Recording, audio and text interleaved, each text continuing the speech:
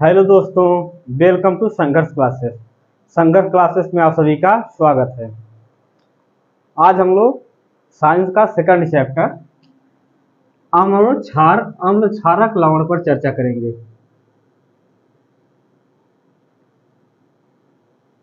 अम्ल क्षारक एवं लवण।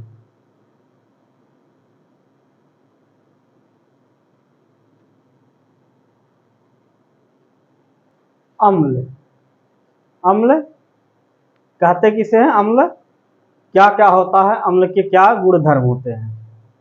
अम्ल अम्ल जो होता है वह जलीय विलयन में क्या देता है? H+ आयन या हाइड्रोजन आयन। H+ आयन को हम क्या लिख सकते हैं? H+ आयन को हम लिख सकते हैं हाइड्रोजन आयन।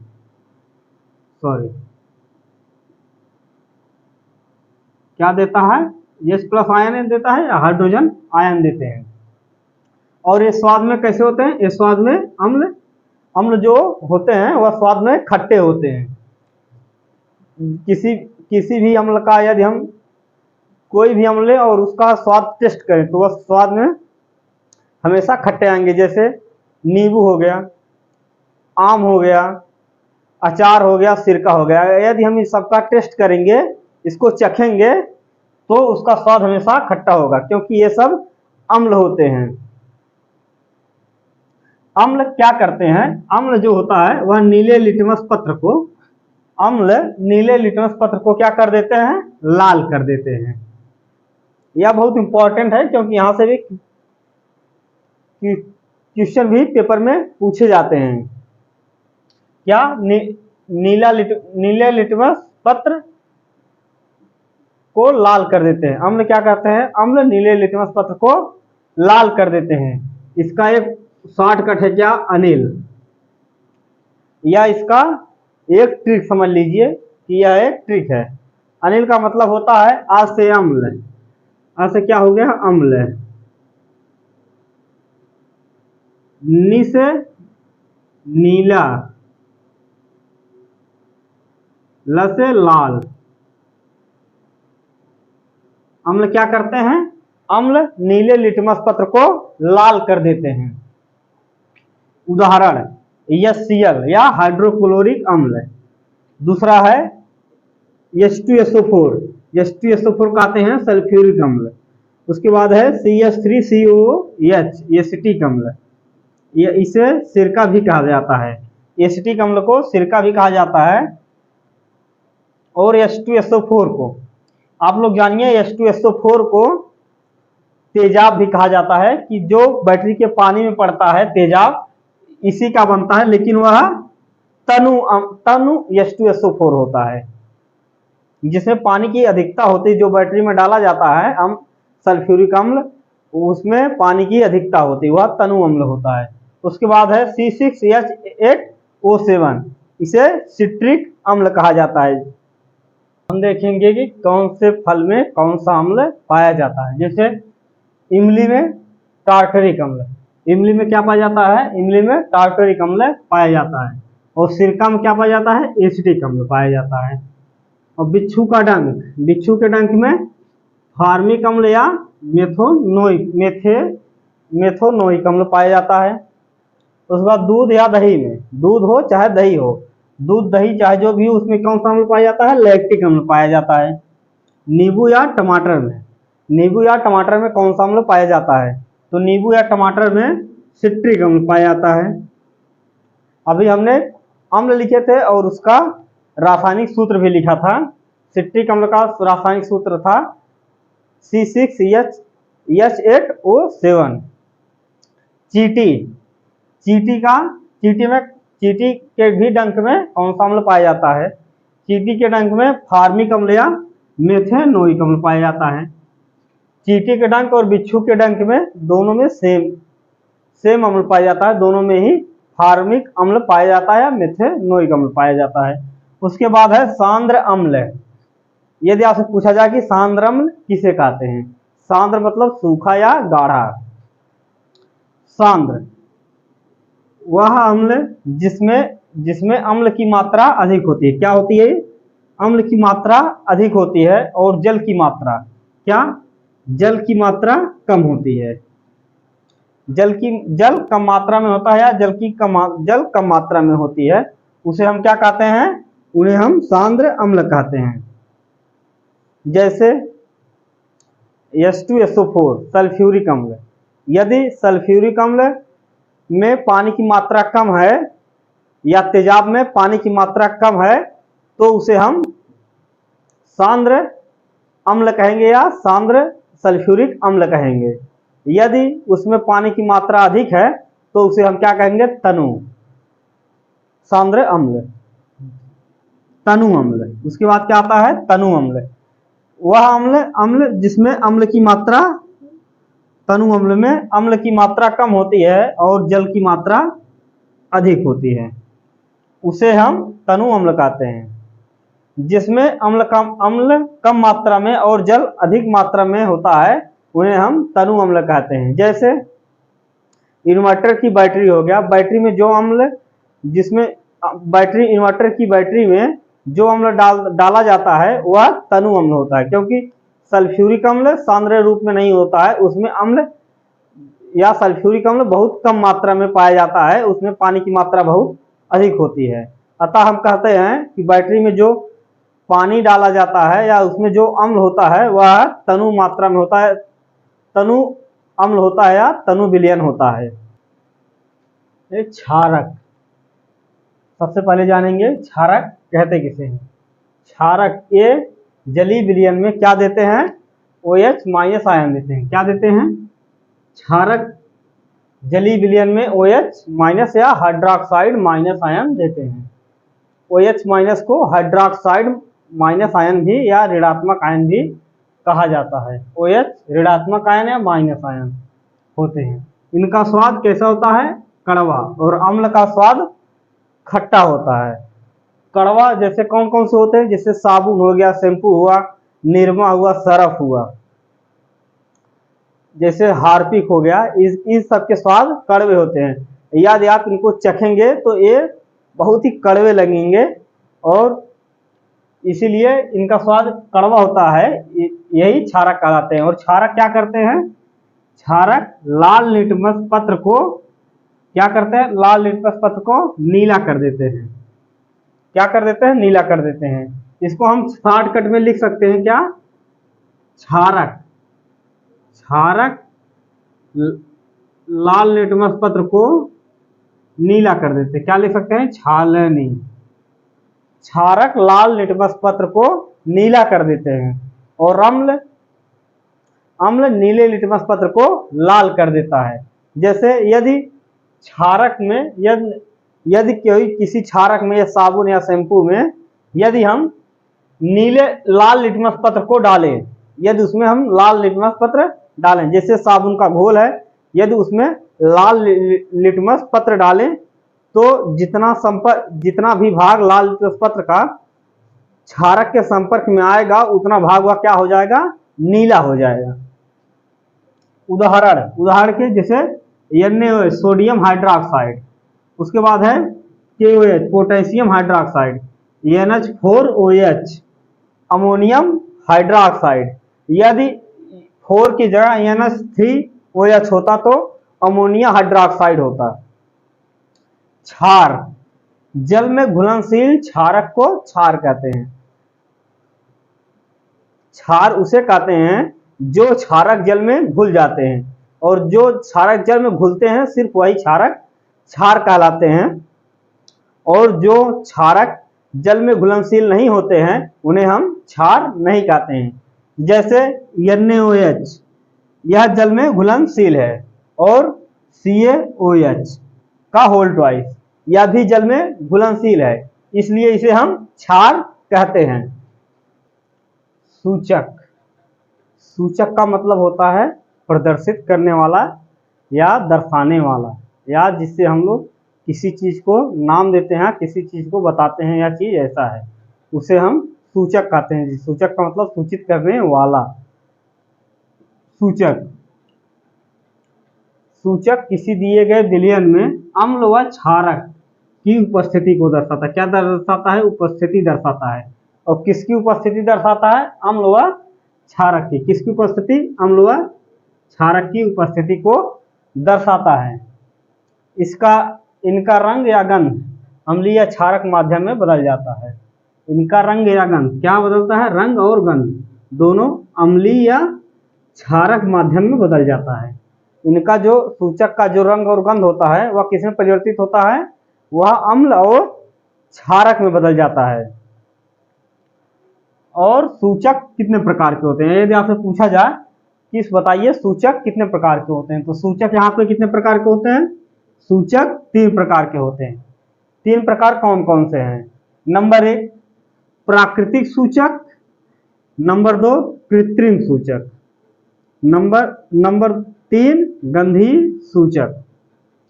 नंबर 1 प्राकृतिक सूचक।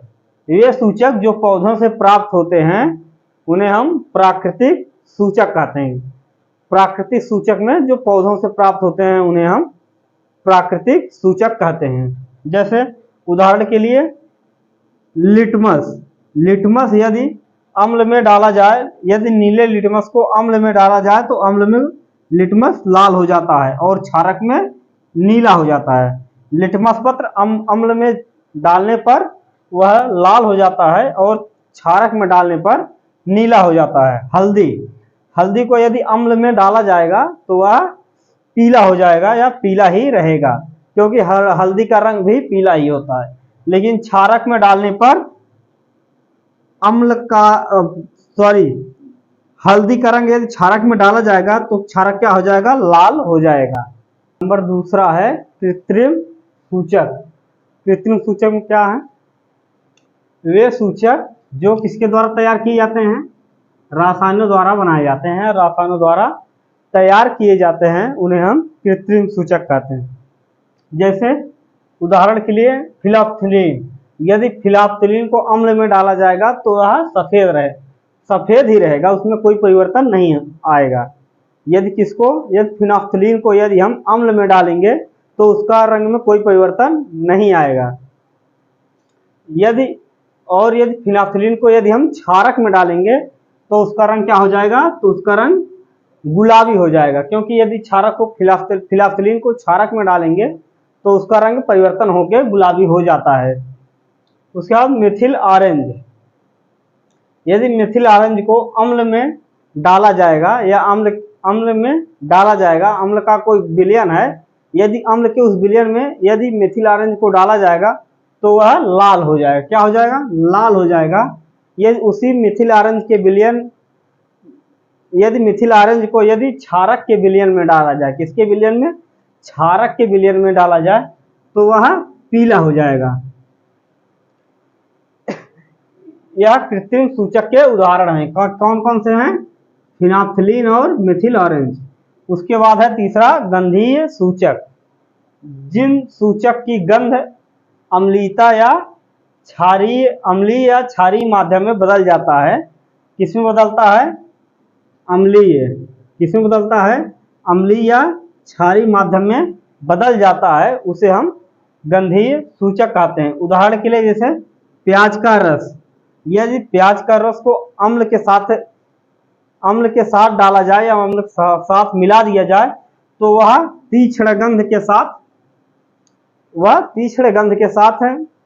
गंध उत्पन्न करता है।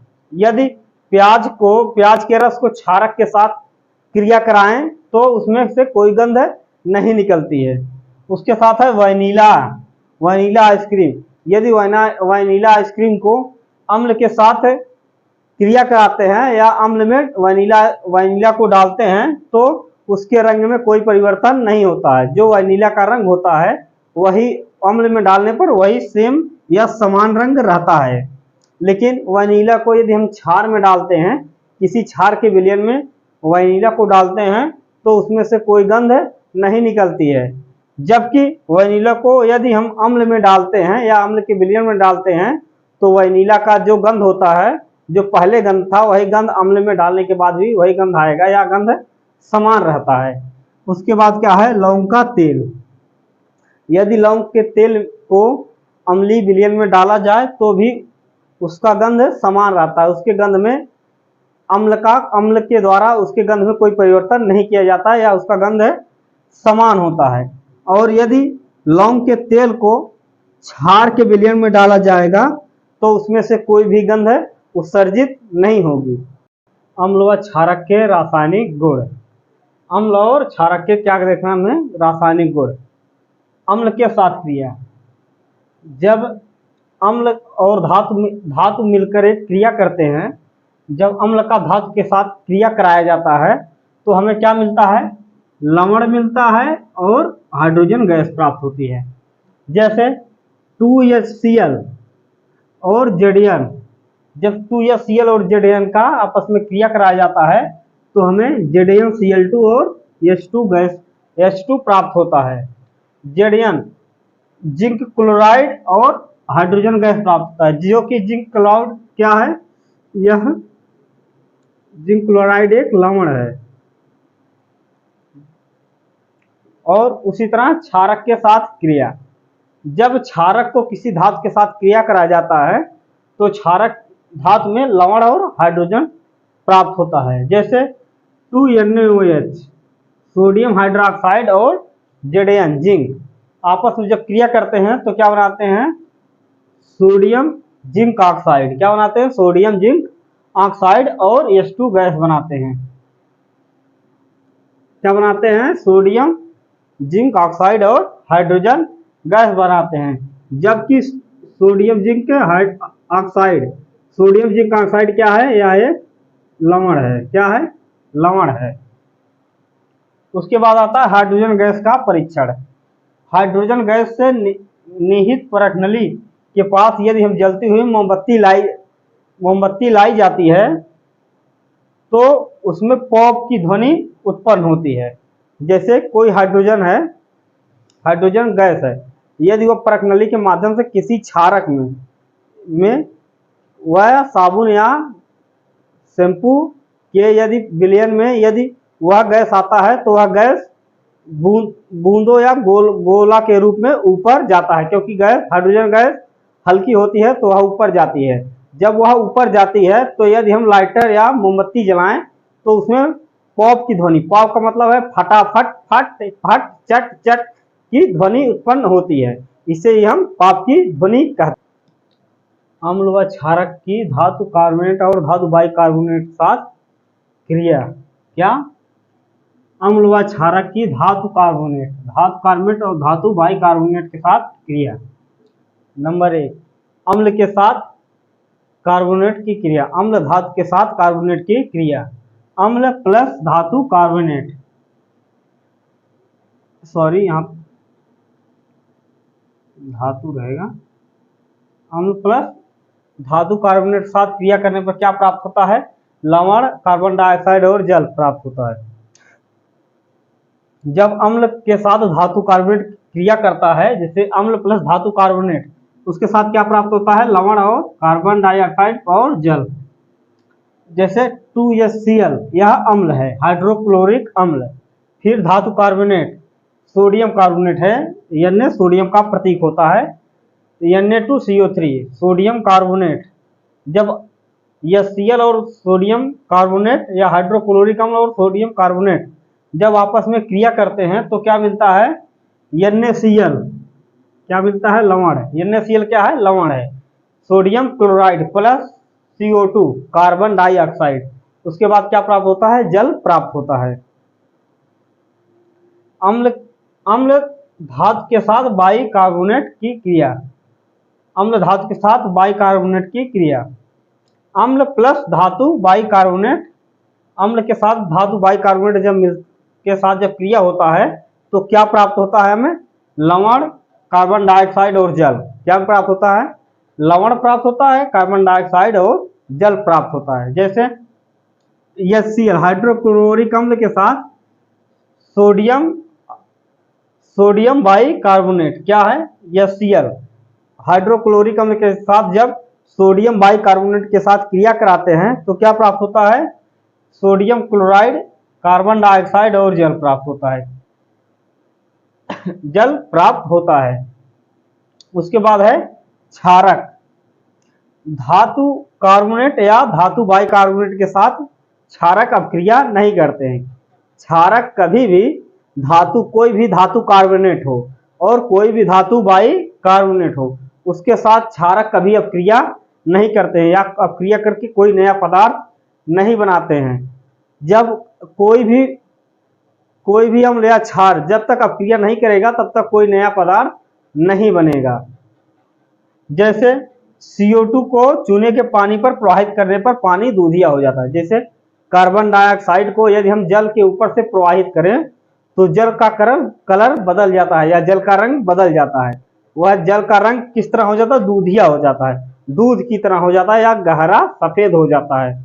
जैसे calcium hydroxide plus CO2, calcium hydroxide और कार्बन डाइऑक्साइड के साथ अपक्रिया कराने पर या कैल्शियम हाइड्रोक्साइड के ऊपर से CO2 को गुजारने पर क्या प्राप्त होता है? CaCO3 प्लस H2O प्राप्त होता है। इसके आगे हम लोग कल कंटिन्यू करेंगे। यदि यह वीडियो आप सबको पसंद आया हो तो आप लोग अपने दोस्तों में और ग्रुप्स में ज़्यादा से ज़्यादा शेयर करें और हमारे चैनल को सब्सक्राइब करें और कमेंट करें। Thank you.